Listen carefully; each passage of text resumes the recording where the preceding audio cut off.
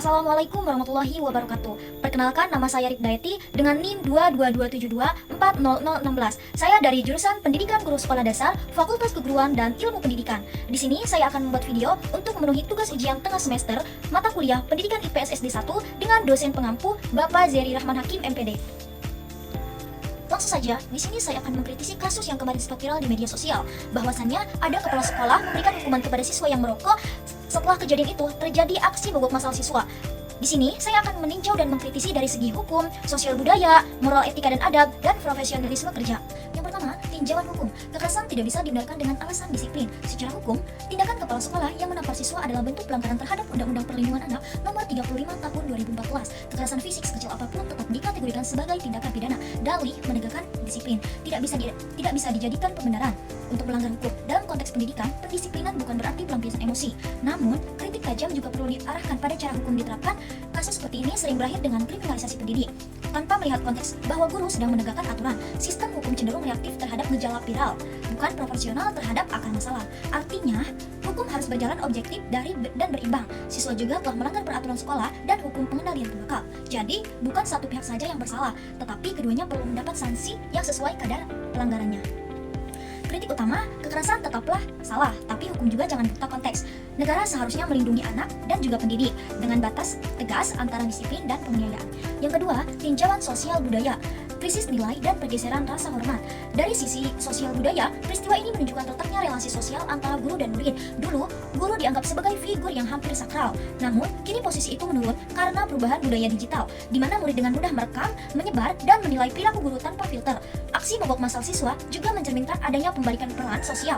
Murid merasa berkuasa untuk menekan otoritas sekolah. Ini bukan hanya reaksi terhadap kekerasan, tetapi juga tanda budaya saling menghormati.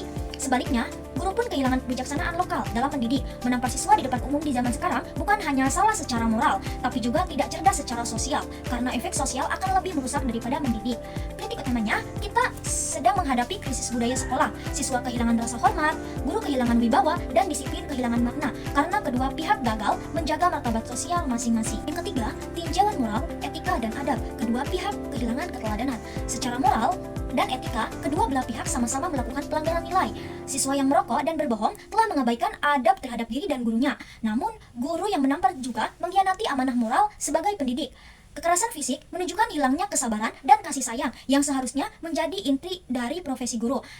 Dari sisi adab, guru memang berhak menegur, tapi tidak berhak mempermalukan atau menyakiti. Sementara murid juga wajib hormat dan patuh, bukan malah menantang, merekam, atau memprovokasi. Kedua belah pihak memperlihatkan bahwa pendidikan kita mulai kehilangan ruh, akhlak. Guru tidak lagi menuntun dengan hati, siswa tidak lagi belajar dengan sopan. Kritik utamanya, krisis moral bukan hanya pada siswa yang merokok, tapi juga pada sistem pendidikan yang gagal membentuk kepribadian pendidik yang sabar dan teladan. Keempat, tinjauan profesionalisme kerja, gagal mengelola emosi dan sistem pembinaan. Sebagai kepala sekolah, tindakan menampar adalah bentuk pelanggaran kode etik profesi pendidik.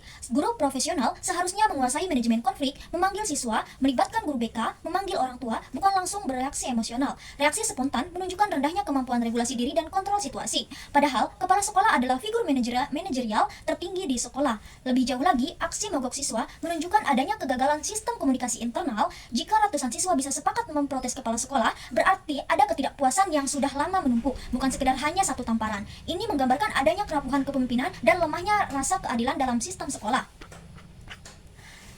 Kritik utamanya, profesionalisme tidak diukur dari jabatan, tapi dari kemampuan menjaga integritas, emosi, dan komunikasi. Kepala sekolah yang tidak bisa menjadi teladan dalam mengelola konflik kehilangan legitimasi moral di mata siswanya.